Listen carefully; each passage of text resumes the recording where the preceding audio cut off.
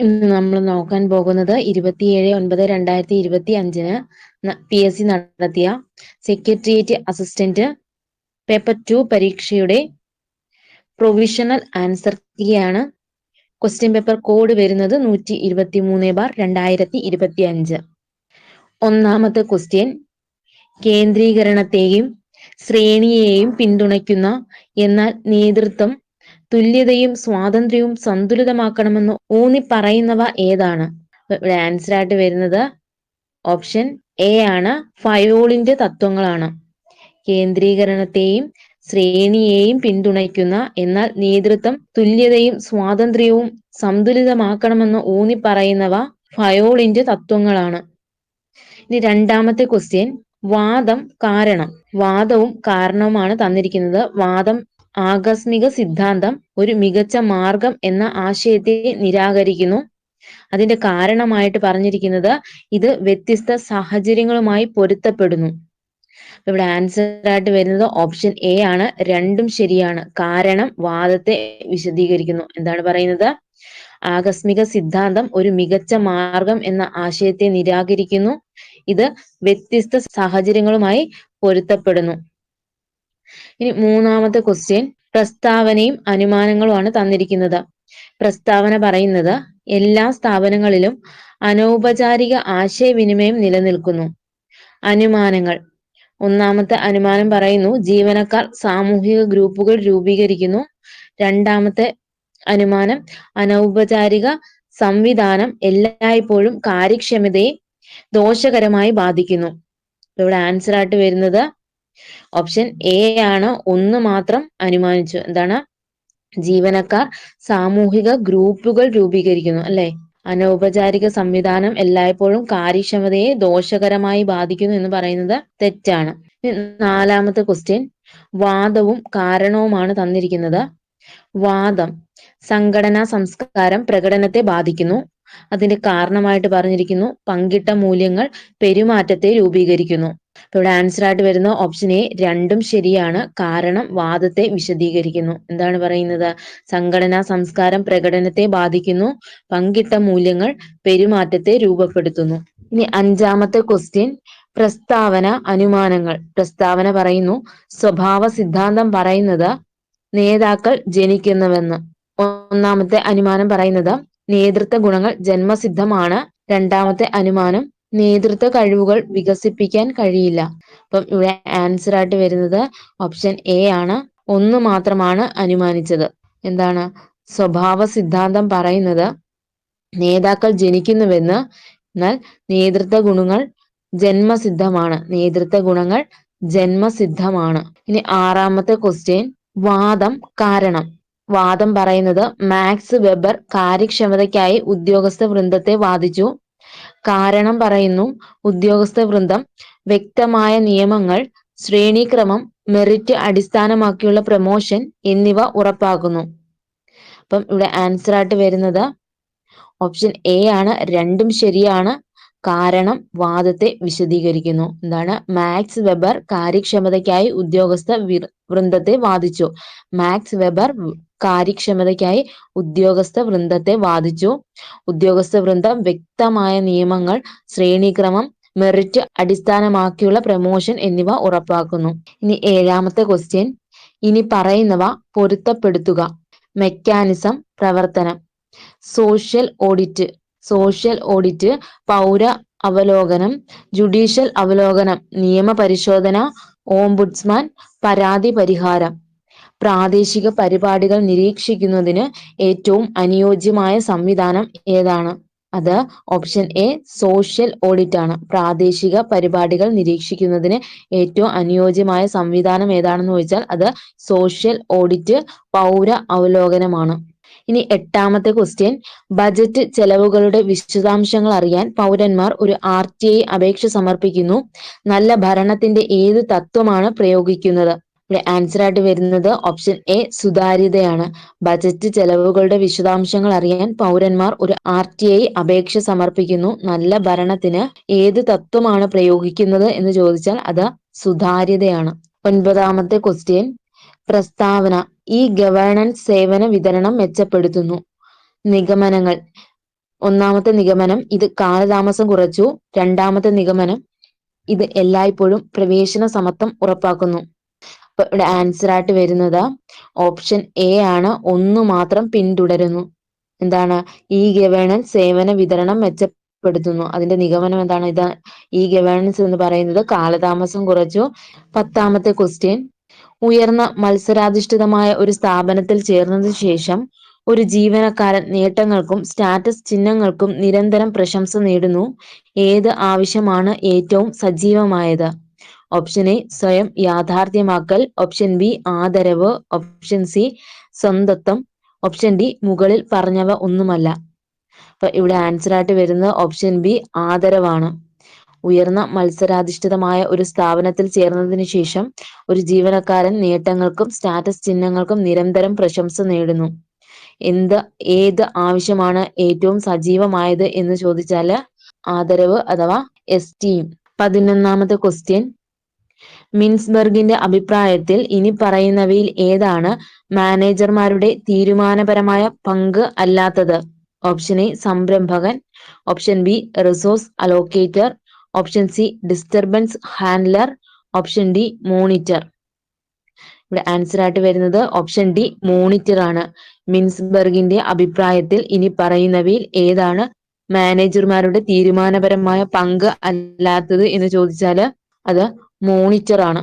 ഇനി മിൻസ്ബർഗിന്റെ അഭിപ്രായത്തിൽ മാനേജർമാരുടെ തീരുമാനപരമായ പങ്ക് ഏതൊക്കെയാണെന്ന് ചോദിച്ചാൽ സംരംഭകൻ, disturbance handler, resource allocator. 12ാമത്തെ question, മാനേജ്മെന്റിലേക്കുള്ള ആകസ്മിക സമീപനം ഊന്നിപ്പറയുന്നത്. ഇവിടെ ആൻസർ ആയിട്ട് വരുന്നത് മാനേജ്മെന്റ് പ്രവർത്തനങ്ങൾ സാഹചര്യ ഘടകങ്ങളെ ആശ്രയിച്ചിരിക്കുന്നു.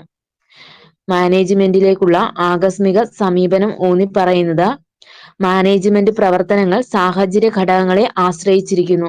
ഓപ്ഷൻ ബി ആണ് ആൻസർ ആയിട്ട് വരുന്നത്. 13ാമത്തെ ക്വസ്റ്റ്യൻ, ഈ തത്വങ്ങളിൽ ടോട്ടൽ ക്വാളിറ്റി മാനേജ്മെന്റിന്റെ കേന്ദ്ര ബിന്ദു ഏതാണ്? ഓപ്ഷൻ ബി ഉപഭോക്തൃ ശ്രദ്ധയും തുടർച്ചയായ മെച്ചപ്പെടുത്തലും. 14ാമത്തെ ക്വസ്റ്റ്യൻ, ധാർമ്മിക തീരുമാനമെടുക്കലിലെ പ്രയോജനപരമായ സമീപനം ഡാഷ് പരിഗണിക്കാൻ നിർദ്ദേശിക്കുന്നു. ആൻസർ ആയിട്ട് വരുന്നത് ഓപ്ഷൻ എ ഓരോ തീരുമാന ബദലിന്റെയും എല്ലാ കക്ഷികളിലുമുള്ള സ്വാധീനം ഏറ്റവും കൂടുതൽ ആളുകളെ ഒപ്റ്റിമൈസ് ചെയ്യുന്ന ഒന്ന് തിരഞ്ഞെടുക്കുക. എന്താണ്? ധാർമ്മിക തീരുമാനമെടുക്കലിനെ പ്രയോജനപരമായ സമീപനം ഡാഷ് പരിഗണിക്കാൻ നിർദ്ദേശിക്കുന്നു. അത് ഓരോ തീരുമാന ബദലിന്റെയും എല്ലാ കക്ഷികളിലുമുള്ള സ്വാധീനം ഏറ്റവും കൂടുതൽ ആളുകളെ ഒപ്റ്റിമൈസ് ചെയ്യുന്ന ഒന്ന് തിരഞ്ഞെടുക്കുക. 15ാമത്തെ ക്വസ്റ്റ്യൻ, ഇനി പറയുന്ന സാഹചര്യങ്ങളിൽ ഏതാണ് ആജ്ഞയുടെ ഏകത്വം എന്ന തത്വത്തെ ഏറ്റവും നന്നായി പ്രതിഫലിപ്പിക്കുന്നത്? ഇവിടെ ആൻസർ ആയിട്ട് വരുന്നത് ഓപ്ഷൻ സി ഉത്തരവാദിത്വത്തിലെ വ്യക്തതയ്ക്കായി ഒരു ജീവനക്കാരന് ഒരൊറ്റ സൂപ്പർവൈസറിൽ നിന്ന് ഓർഡറുകൾ ലഭിക്കുന്നു. ആൻസർ ആയിട്ട് വരുന്നത് ഓപ്ഷൻ സി ആണ് കേട്ടോ. 16ാമത്തെ ക്വസ്റ്റ്യൻ, ജെയിംസ് തോംസൺ സാങ്കേതിക വിദ്യയുടെ വർഗീകരണത്തിൽ ഉൾപ്പെടാത്തത് ഏത് പട്ടികയിലാണ്? ലോങ് ബാച്ച് സാങ്കേതിക വിദ്യ.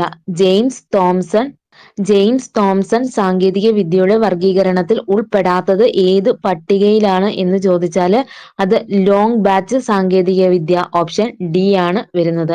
17ാമത്തെ ക്വസ്റ്റ്യൻ, താഴെ പറയുന്നവയിൽ ഏതാണ് നേതൃത്വ ശൈലിയുടെ കാര്യത്തിൽ പൊരുത്തപ്പെടാത്തത്? ആൻസർ ആയിട്ട് വരുന്നത് മിഷിഗൻ പഠനങ്ങൾ middle of the road.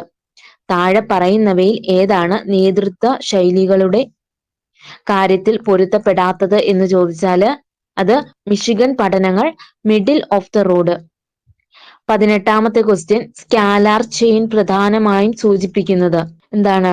Scalar chain പ്രധാനമായും സൂചിപ്പിക്കുന്നത് അത് ആൻസർ ആയിട്ട് വരുന്ന ഓപ്ഷൻ എ മുകളിൽ നിന്ന് താഴേക്ക് അധികാരത്തിന്റെയും ആശയവിനിമയത്തിന്റെയും ലംബമായ ഒഴുക്കിനെയാണ് സ്കാലാർ ചെയിൻ സൂചിപ്പിക്കുന്നത്. ആൻസർ ആയിട്ട് വരുന്നത് ഓപ്ഷൻ എ. 19ാമത്തെ ക്വസ്റ്റ്യൻ, 2013 കമ്പനീസ് ആക്ട് പ്രകാരം CSR പാലിക്കൽ നിരീക്ഷിക്കുന്നതിന് ഏത് ഇന്ത്യൻ അതോറിറ്റിയാണ് ഉത്തരവാദി? ആൻസർ ആയിട്ട് വരുന്നത് ഓപ്ഷൻ സി കോർപ്പറേറ്റ് കാര്യ മന്ത്രാലയം. 2013 കമ്പനീസ് ആക്ട് പ്രകാരം CSR പാലിക്കൽ നിരീക്ഷിക്കുന്നതിന് ഏത് ഇന്ത്യൻ അതോറിറ്റിയാണ് ഉത്തരവാദി എന്ന് ചോദിച്ചാൽ അത് കോർപ്പറേറ്റ് കാര്യ മന്ത്രാലയമാണ്. ഇനി 20ാമത്തെ ക്വസ്റ്റ്യൻ, ഭാവിയിലെ വിവിധ ഫലങ്ങൾ പ്രവചിക്കുന്നതിനും പദ്ധതികൾ തയ്യാറാക്കുന്നതും ഇങ്ങനെ വിവരിക്കുന്നു. ഓപ്ഷൻ എ ആകസ്മിക ആസൂത്രണം, ഓപ്ഷൻ ബി സാഹചര്യ ആസൂത്രണം, ഓപ്ഷൻ സി പ്രവചനം, option D bench marking. Answer ആയിട്ട് വരുന്നത് സാഹചര്യ ആസൂത്രണം. ഭാവിയിലെ വിവിധ ഫലങ്ങൾ പ്രവചിക്കുന്നതിനും പദ്ധതികൾ തയ്യാറാക്കുന്നതിനും ഇങ്ങനെ വിവരിക്കുന്നു. അതായത് സാഹചര്യ ആസൂത്രണമാണ് കേട്ടോ. 21ാമത്തെ ക്വസ്റ്റ്യൻ, ഇന്ത്യൻ ഭരണഘടനയുടെ ആമുഖത്തെക്കുറിച്ചുള്ള പ്രസ്താവനകൾ ഏതാണ് ശരി? ആൻസർ വരുന്നത് ഓപ്ഷൻ സി ആണ്. 1, 3, 4 ശരിയായിട്ടുള്ളത്.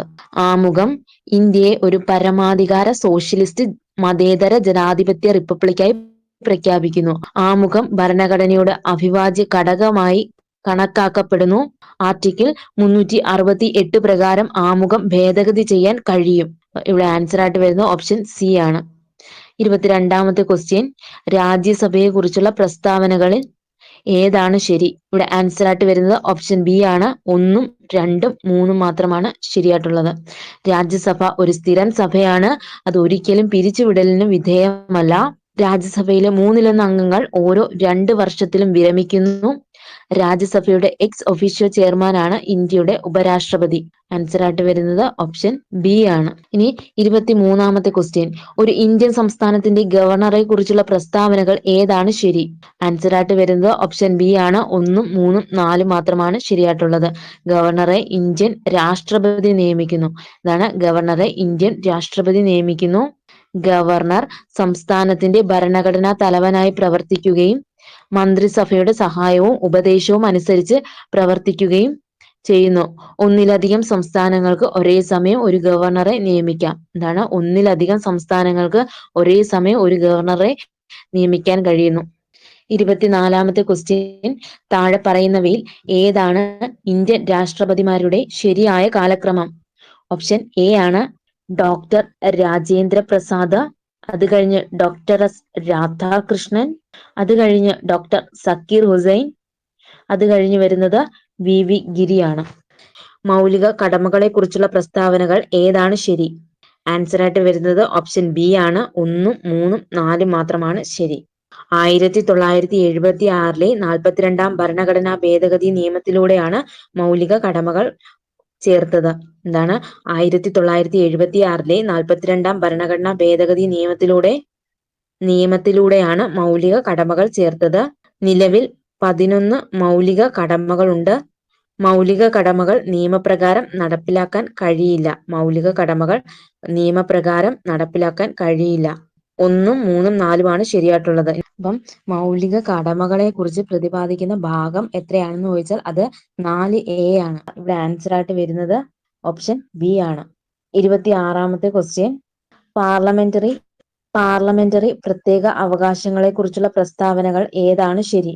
ഇവിടെ ആൻസർ ആയിട്ട് വരുന്നത് ഓപ്ഷൻ സി 1, 2, 4 ശരിയായിട്ടുള്ളത്. പാർലമെന്ററി പ്രത്യേക അവകാശങ്ങളെ കുറിച്ചുള്ള ശരിയായ പ്രസ്താവനകൾ ഓപ്ഷൻ സി 1, 2, 4. ഭരണഘടനയുടെ ആർട്ടിക്കിൾ 105 പാർലമെന്ററി പ്രത്യേക അവകാശങ്ങൾ നൽകിയിട്ടുണ്ട്.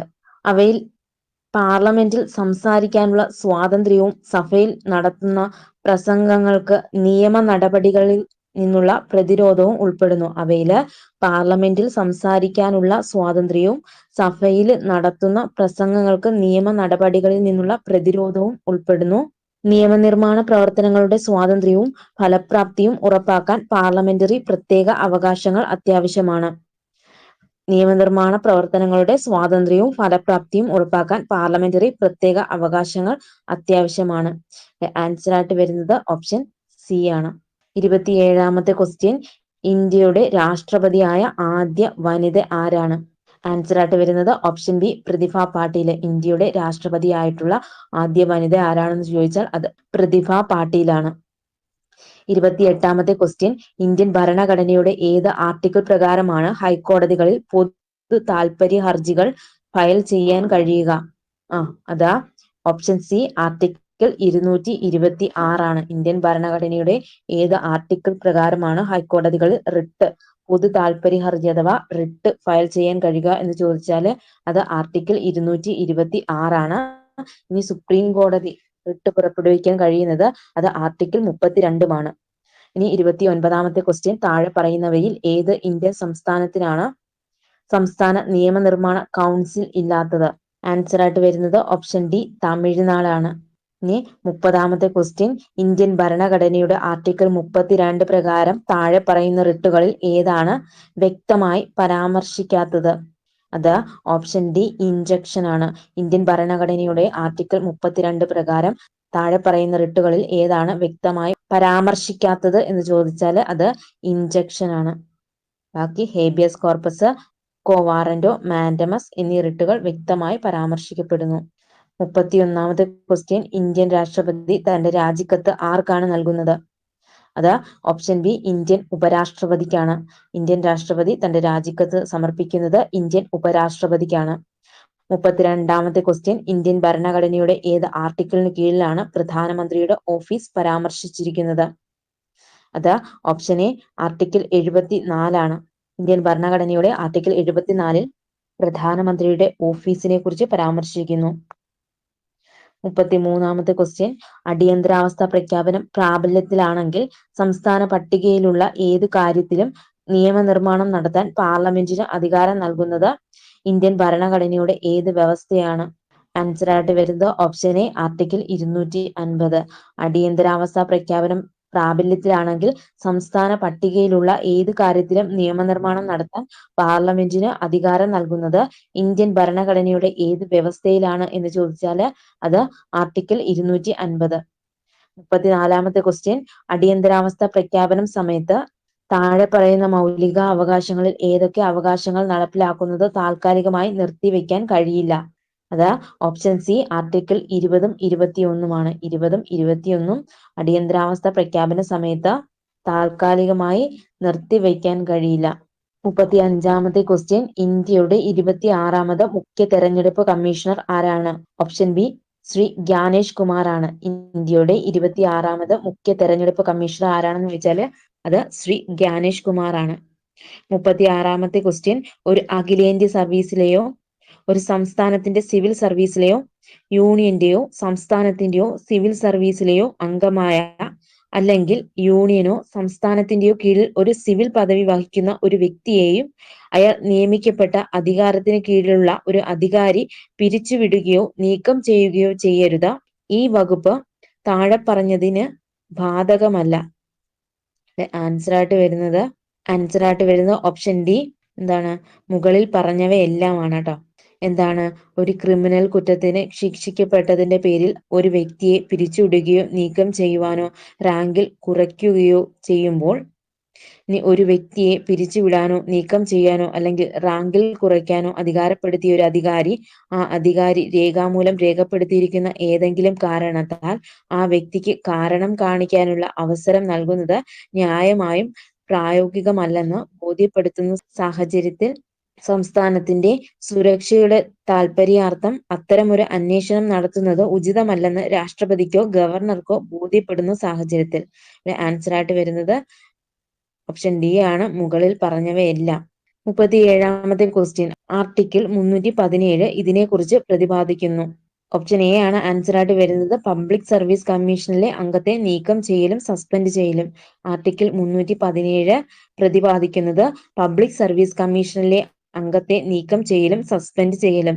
38ാമത്തെ ക്വസ്റ്റ്യൻ, അധിനിവേശ മേഖലകളെ കുറിച്ചുള്ള സിദ്ധാന്തം വ്യാഖ്യാനവുമായി ബന്ധപ്പെട്ടിരിക്കുന്നു. ഓപ്ഷൻ സി, ആർട്ടിക്കിൾ 254 അധിനിവേശ മേഖലയെ കുറിച്ചുള്ള സിദ്ധാന്തം വ്യാഖ്യാനവുമായി ബന്ധപ്പെട്ടിരിക്കുന്നു എന്ന് ചോദിച്ചാൽ അത് ആർട്ടിക്കിൾ 254. 39ാമത്തെ ക്വസ്റ്റ്യൻ, GST കൗൺസിലിന്റെ അധ്യക്ഷൻ ആരാണ്? ഓപ്ഷൻ ബി, കേന്ദ്ര ധനകാര്യമന്ത്രി. GST കൗൺസിലിന്റെ അധ്യക്ഷൻ ആരാണ്? അത് ഓപ്ഷൻ ബി, കേന്ദ്ര ധനകാര്യമന്ത്രി. 40ാമത്തെ ക്വസ്റ്റ്യൻ, ഹൈക്കോടതികളുടെ ജുഡീഷ്യൽ അവലോകനം ഇന്ത്യൻ ഭരണഘടനയുടെ അടിസ്ഥാന ഘടനയിൽ ഉൾപ്പെടുത്തണമെന്ന് ഏതിൽ വിധിച്ചിരിക്കുന്നു? അത് option D, L Chandrakumar versus union of ഇന്ത്യയും മറ്റുള്ളവയും.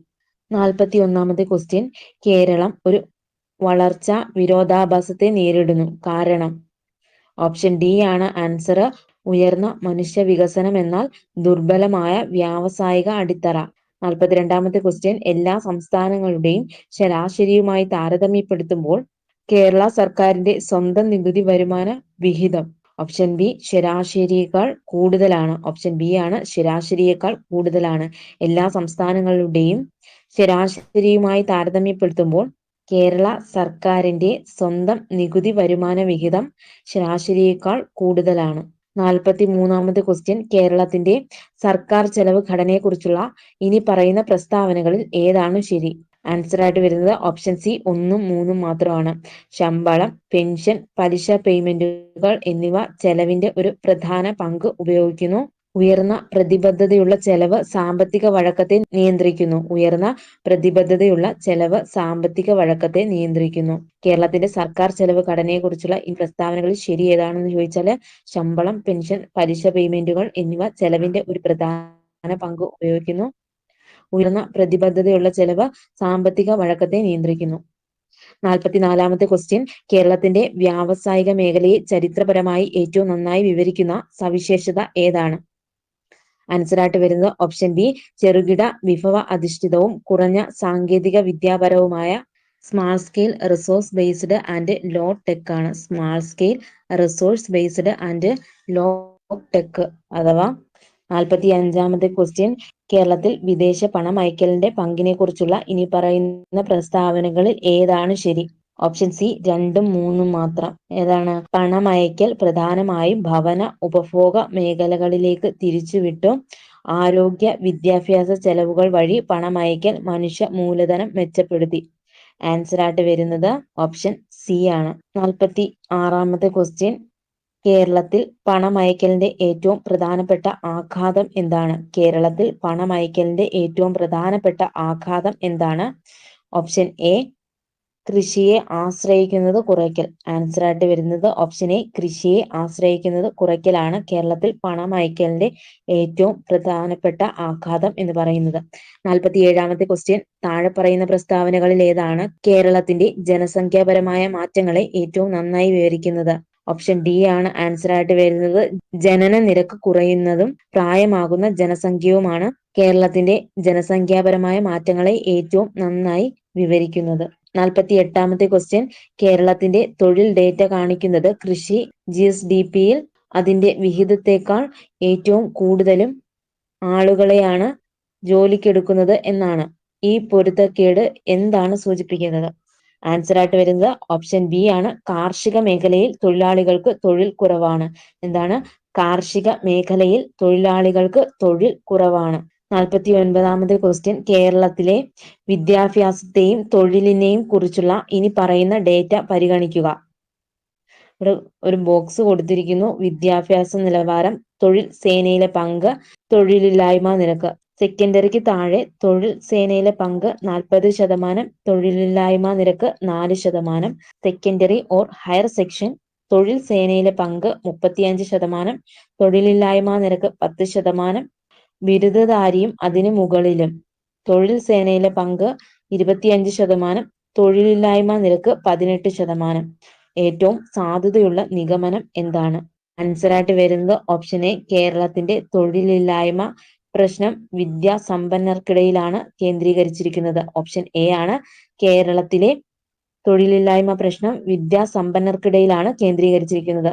50ാമത്തെ ക്വസ്റ്റ്യൻ, ഇന്ത്യയിലെ ഏറ്റവും താഴ്ന്ന ദാരിദ്ര്യ നിരക്കാണ് കേരളത്തിന്റെ ബഹുമാന ദാരിദ്ര്യ സൂചിക അഥവാ multi dimensional poverty index = 0.002.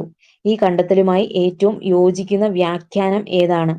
Answer ആയിട്ട് വരുന്നത് ഓപ്ഷൻ സി ശക്തമായ സാമൂഹിക കരുതലും മാനവ വികസന ഫലങ്ങളും കുറഞ്ഞ ദാരിദ്ര്യം നിലനിർത്തുന്നു. എന്താണ്? ശക്തമായ സാമൂഹിക കരുതലും മാനവ വികസന ഫലങ്ങളും കുറഞ്ഞ ദാരിദ്ര്യം നിലനിർത്തുന്നു. 51ാമത്തെ ക്വസ്റ്റ്യൻ, 1980-81 മുതൽ കേരളത്തിന്റെ മൊത്തം കൃഷിഭൂമിയുടെ വിസ്തീർണം ക്രമാനുഗതമായി കുറഞ്ഞു വരികയാണ്. ഇതിൽ നിന്ന് എന്ത് നയപരമായ ആശങ്കയാണ് ഉയരുന്നത്? ഇവിടെ ആൻസർ ആയിട്ട് വരുന്നത് ഓപ്ഷൻ ഡി ആണ്. ഭക്ഷ്യ സുരക്ഷയെ ബാധിക്കുന്ന നഗരവൽക്കരണവും ഭൂവിനിയോഗ മാറ്റവും.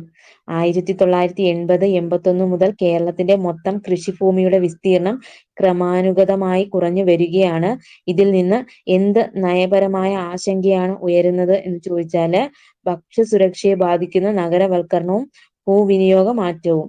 52-ാമത്തെ ക്വസ്റ്റ്യൻ, കേരളത്തിലെ ജലസേചന സ്ഥിതിവിവര കണക്കുകൾ കാണിക്കുന്നത് കിണറുകളാണ് ജലസേചനത്തിന്റെ ഏറ്റവും വലിയ സ്രോതസ് എന്നാണ്. ഈ ആശ്രയത്വത്തിന്റെ നിർണായകമായ പ്രത്യാഘാതം എന്താണ്? ആൻസർ ആയിട്ട് വരുന്നത് ഓപ്ഷൻ ബി ആണ്. ഭൂഗർഭ ജല ശോഷണ സാധ്യതകൾ കൃഷിയെ സുസ്ഥിരമല്ലാതാക്കുന്നു. എന്താണ്? ഭൂഗർഭജല ശോഷണ സാധ്യതകൾ കൃഷിയെ സുസ്ഥിരമല്ലാതാക്കുന്നു. 53-ാമത്തെ ക്വസ്റ്റ്യൻ, കേരള സർക്കാരിന്റെ 2025-26 ബജറ്റ് പ്രധാനമായും സാമ്പത്തിക സമ്മർദ്ദം കുറയ്ക്കുന്നതിന് ഊന്നൽ നൽകുന്നത് ഇവയാണ്. ആൻസർ ആയിട്ട് വരുന്നത് ഓപ്ഷൻ എ, ഉയർന്ന സ്വന്തം നികുതി വരുമാനം സമാഹരിക്കുക. കേരള സർക്കാരിന്റെ 2025-26 ബജറ്റ് പ്രധാനമായും സാമ്പത്തിക സമ്മർദ്ദം കുറയ്ക്കുന്നതിന് ഊന്നൽ നൽകുന്നത് എന്ന് പറയുന്നത് ഉയർന്ന സ്വന്തം നികുതി വരുമാനം സമാഹരിക്കുക. ഇനി 54-ാമത്തെ ക്വസ്റ്റ്യൻ, 2025-26 കേരളത്തിന്റെ ധനകമ്മി ലക്ഷ്യം ഏകദേശം. ഓപ്ഷൻ സി ആണ് ആൻസർ ആയിട്ട് വരുന്നത്. GSDPയുടെ 3.4%. GSDPയുടെ 3.4%. 55-ാമത്തെ ക്വസ്റ്റ്യൻ, കാലാവസ്ഥ പ്രതിരോധ ശേഷിയിൽ കേരളം ശ്രദ്ധ കേന്ദ്രീകരിക്കുന്നതിനെ പ്രതിഫലിപ്പിക്കുന്ന നടപടി എന്താണ്? കാലാവസ്ഥ പ്രതിരോധ ശേഷിയിൽ കേരളം ശ്രദ്ധ കേന്ദ്രീകരിക്കുന്നതിനെ പ്രതിഫലിപ്പിക്കുന്ന നടപടി എന്താണ്? ഓപ്ഷൻ ബി ആണ് ആൻസർ ആയിട്ട് വരുന്നത്. പുനരുപയോഗ ഊർജവും ഹരിത ഗതാഗത സംരംഭങ്ങളും. ഏതാണ്? പുനരുപയോഗ ഊർജവും ഹരിത ഗതാഗത സംരംഭങ്ങളും. ഓപ്ഷൻ ബി ആണ് ആൻസർ ആയിട്ട് വരുന്നത്. ഇനി 56-ാമത്തെ ക്വസ്റ്റ്യൻ, താഴെ പറയുന്നവയിൽ ഏതാണ് കേരള മോഡലിന്റെ വിരോധാഭാസം വിശദീകരിക്കുന്നത്? ആൻസർ ആയിട്ട് വരുന്ന ഓപ്ഷൻ എ, ഉയർന്ന സാക്ഷരതയും സാമൂഹിക വികസനവും ഉണ്ടായിരുന്നിട്ടും ഉയർന്ന തൊഴിലില്ലായ്മ.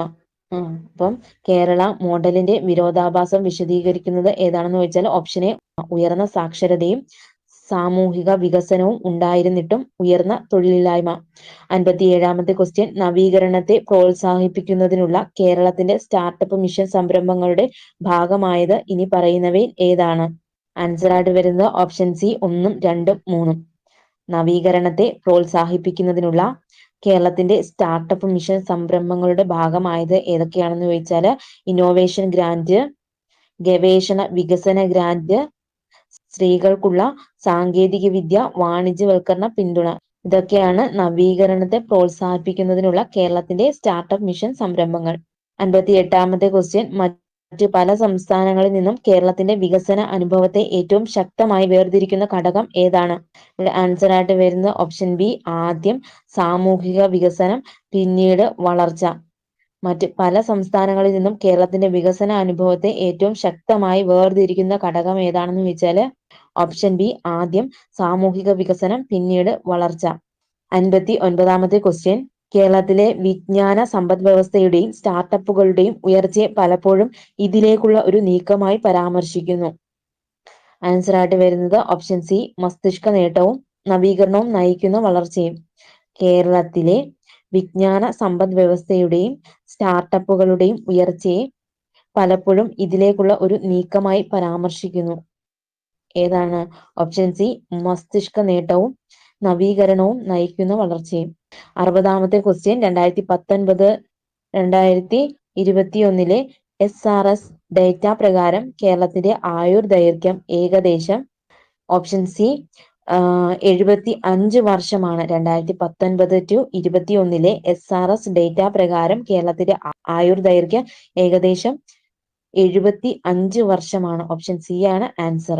61-ാമത്തെ ക്വസ്റ്റ്യൻ, സ്ത്രീ ശാക്തീകരണത്തിനായുള്ള കേരളത്തിന്റെ മുൻനിര സംരംഭം ഏത് പരിപാടിയാണ്? സ്ത്രീ ശാക്തീകരണത്തിനായുള്ള കേരളത്തിന്റെ മുൻനിര സംരംഭം ഏത് പരിപാടിയാണ്? അത് ആൻസർ ആയിട്ട് വരുന്നത് ഓപ്ഷൻ എ, കുടുംബശ്രീ ആണ്. അതാണ് കുടുംബശ്രീ. 62-ാമത്തെ ക്വസ്റ്റ്യൻ, നീതി ആയോഗിന്റെ 2021-22 ആരോഗ്യ സൂചിക പ്രകാരം കേരളത്തിന്റെ ശിശു മരണ നിരക്ക്. ആൻസർ ആയിട്ട് വരുന്നത് ഓപ്ഷൻ ബി, ദേശീയ ശരാശരിയേക്കാൾ കുറവാണ്. നീതി ആയോഗിന്റെ 2021-22 ആരോഗ്യ സൂചിക പ്രകാരം കേരളത്തിന്റെ ശിശു മരണ നിരക്ക് എന്ന് പറയുന്നത് ദേശീയ ശരാശരിയേക്കാൾ കുറവാണ്. 63-ാമത്തെ ക്വസ്റ്റ്യൻ, 13-ാം പദ്ധതിയുടെ 4 ദൗത്യങ്ങളിൽ ഉൾപ്പെടാത്തത് ഏതാണ്? അത് option D digital India mission ആണ് ആൻസർ ആയിട്ട് വരുന്നത്. ഏതൊക്കെയാണ്? Option D digital India mission. ഇനി 13-ാം പദ്ധതിയുടെ 4 ദൗത്യങ്ങളിൽ ഉൾപ്പെടുന്നത് ഏതൊക്കെയാണ്?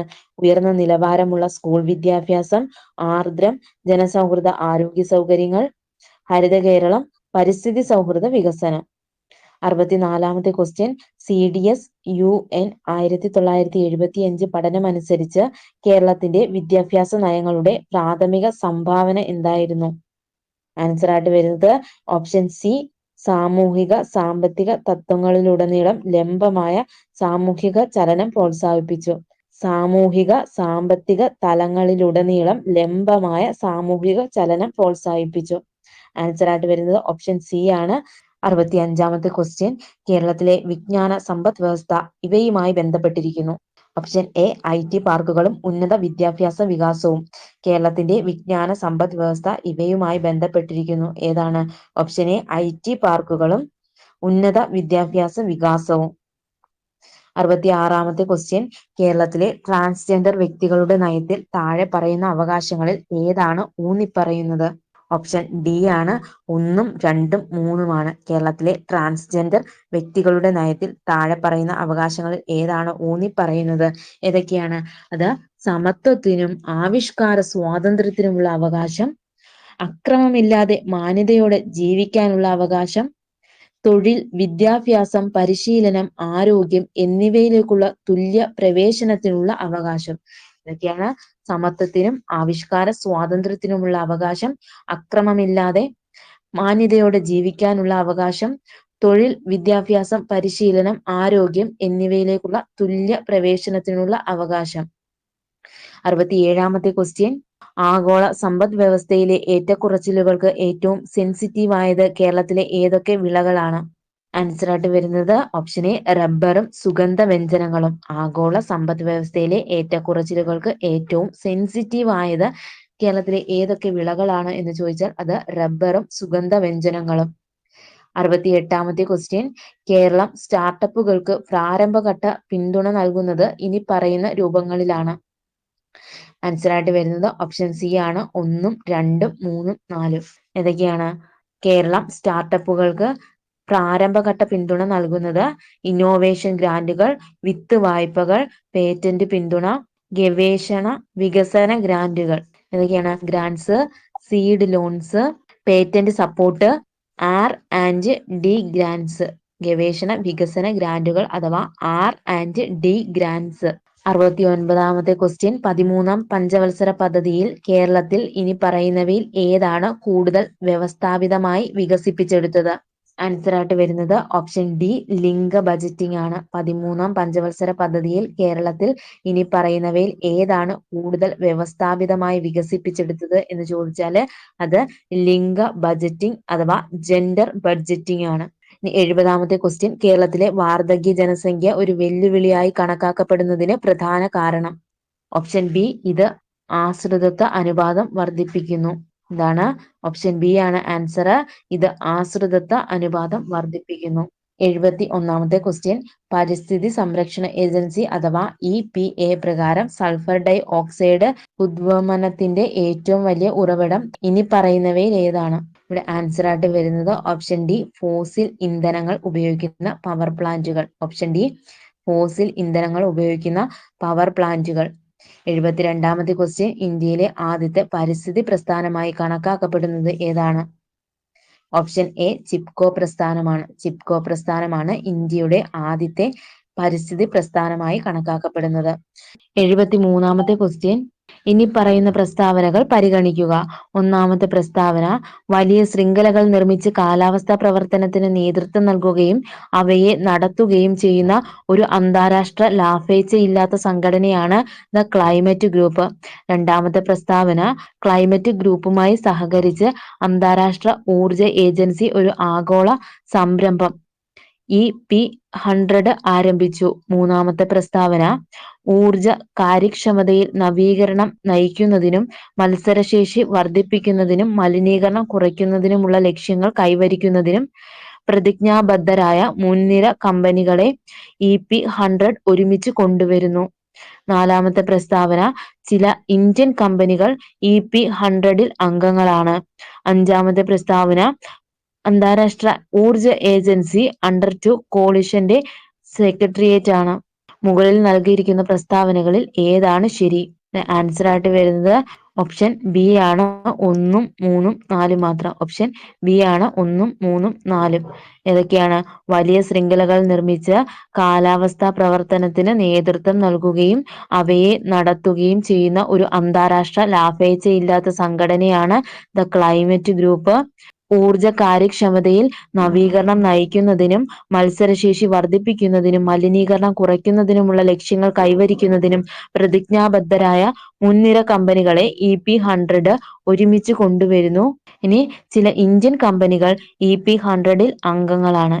ഇത്രയാണ്. ഓപ്ഷൻ ബി ആണ് ശരിയായിട്ടുള്ള ആൻസർ. 74ാമത്തെ ക്വസ്റ്റ്യൻ, എന്താണ് ഗ്രീൻ ഓഡിറ്റിംഗിന്റെ പ്രാഥമിക ലക്ഷ്യം? അത് ഓപ്ഷൻ ബി, പാരിസ്ഥിതിക ആഘാതവും സുസ്ഥിരതയും വിലയിരുത്താൻ. 74ാമത്തെ ക്വസ്റ്റ്യൻ, ഇന്ത്യയിലെ ഒരു വന്യജീവി സങ്കേതത്തിന്റെ പ്രാഥമിക ഉദ്ദേശം എന്താണ്? അത് ഓപ്ഷൻ സി, വന്യജീവികളെയും അവയുടെ ആവാസ വ്യവസ്ഥകളെയും സംരക്ഷിക്കുക. ഇന്ത്യയിലെ ഒരു വന്യജീവി സങ്കേതത്തിന്റെ പ്രാഥമിക ഉദ്ദേശം എന്ന് പറയുന്നത് വന്യജീവികളെയും അവയുടെ ആവാസ വ്യവസ്ഥകളെയും സംരക്ഷിക്കുക. 76ാമത്തെ ക്വസ്റ്റ്യൻ, വായു മലിനീകരണത്തെയും അനുബന്ധ സംരംഭങ്ങളെയും കുറിച്ചുള്ള ഇനി പറയുന്ന പ്രസ്താവനകൾ പരിഗണിക്കുക. ഒന്നാമത്തെ പ്രസ്താവന, ഇന്ത്യ ഗവൺമെന്റ് ആരംഭിച്ച national clean air programme NCAP 2024 ആകുമ്പോഴേക്കും, അതായത് 2017 അടിസ്ഥാന വർഷമായി 131 നോൺ അറ്റൈൻമെന്റ് നഗരങ്ങളിൽ കണികാ പദാർത്ഥത്തിന്റെ അഥവാ PM2.5ഉം PM10ഉം സാന്ദ്രത 20 മുതൽ 30% കുറയ്ക്കാൻ ലക്ഷ്യമിടുന്നു. രണ്ടാമത്തെ പ്രസ്താവന, ഇന്ത്യയിലെ വായു മലിനീകരണ തോത് നിരീക്ഷിക്കാൻ ISROയുടെ ഉപഗ്രഹങ്ങളിൽ നിന്നുള്ള എയറോസോൾ ഒപ്റ്റിക്കൽ ഡെപ്ത് ഡേറ്റ ഉപയോഗിക്കുന്നു. മൂന്നാമത്തെ പ്രസ്താവന, system of air quality and weather forecasting and research പരിസ്ഥിതി വനം കാലാവസ്ഥാ വ്യതിയാന മന്ത്രാലയം വികസിപ്പിച്ചെടുത്തതാണ്.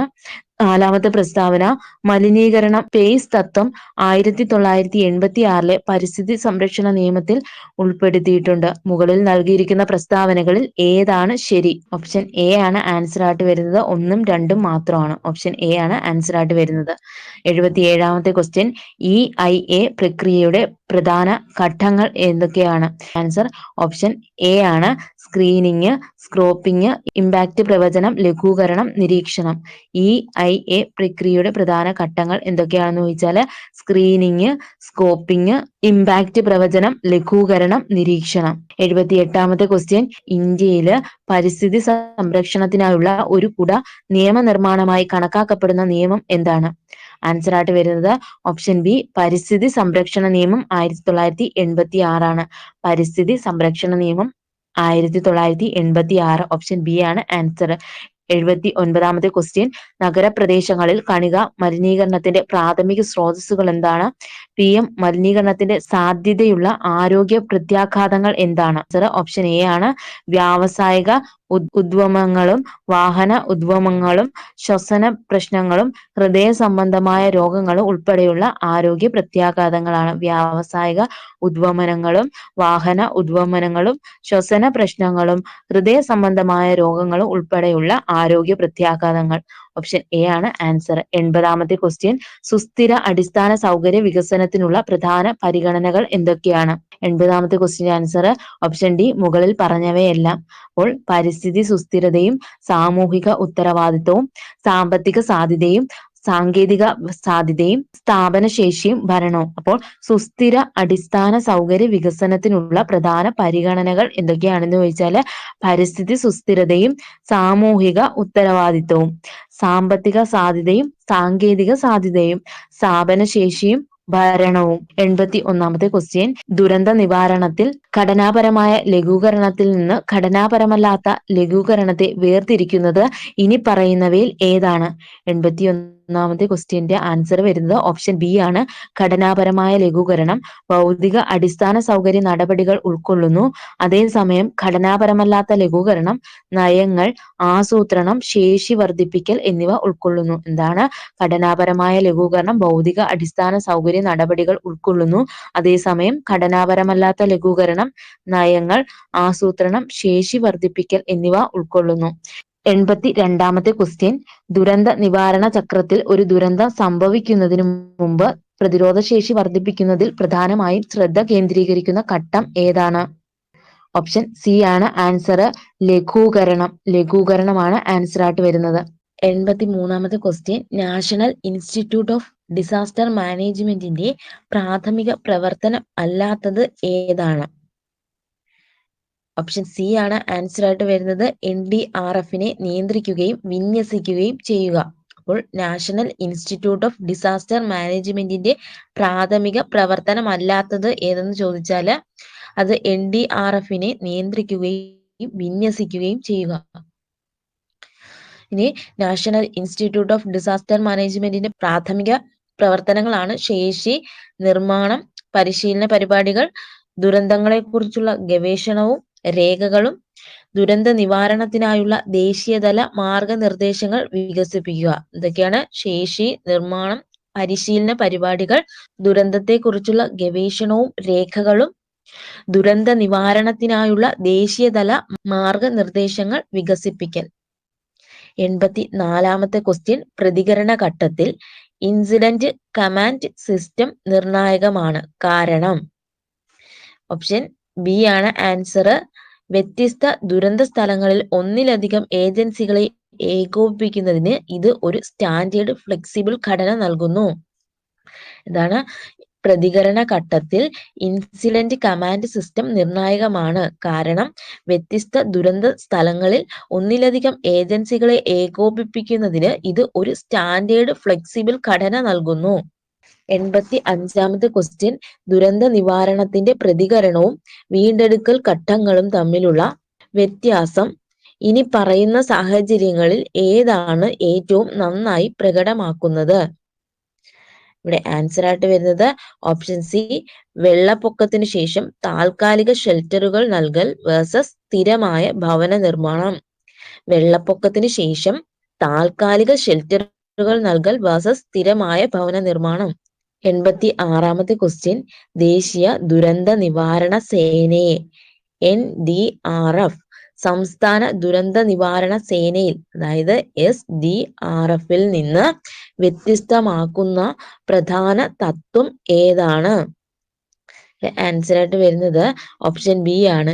NDRF കേന്ദ്രീകൃത നിയന്ത്രണത്തിലും സ്പെഷ്യലൈസ് ചെയ്തതുമാണ്. അതേസമയം SDRF സംസ്ഥാന തലത്തിലുള്ളതും പ്രാദേശിക അപകടങ്ങളുമായി പൊരുത്തപ്പെടുന്നതുമാണ്.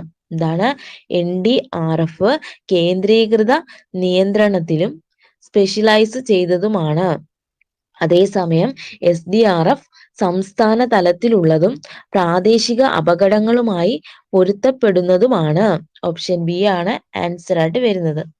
87ാമത്തെ ക്വസ്റ്റ്യൻ, ഹ്യോഗോ ഫ്രെയിംവർക്കുമായി താരതമ്യപ്പെടുത്തുമ്പോൾ Sendai framework for disaster risk reduction 2015-2030 ഇനി പറയുന്നവയിൽ ഏതാണ് അതിന്റെ പ്രാഥമിക സമീപന മാറ്റമായി ഊന്നി പറയുന്നത്?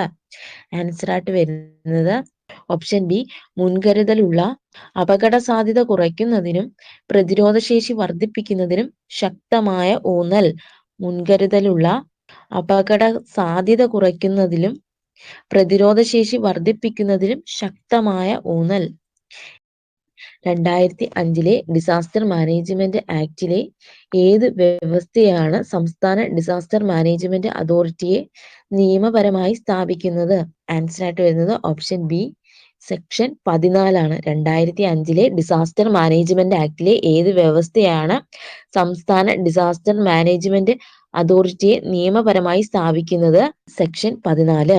89ാമത്തെ ക്വസ്റ്റ്യൻ, വെള്ളപ്പൊക്കം ആഗിരണം ചെയ്യുന്നതിനായി നഗര തണ്ണീർത്തടങ്ങൾ പോലെയുള്ള പച്ച അടിസ്ഥാന സൗകര്യങ്ങൾ നിർമ്മിക്കുന്നതിൽ ഒരു നഗരം നിക്ഷേപിക്കുന്നു.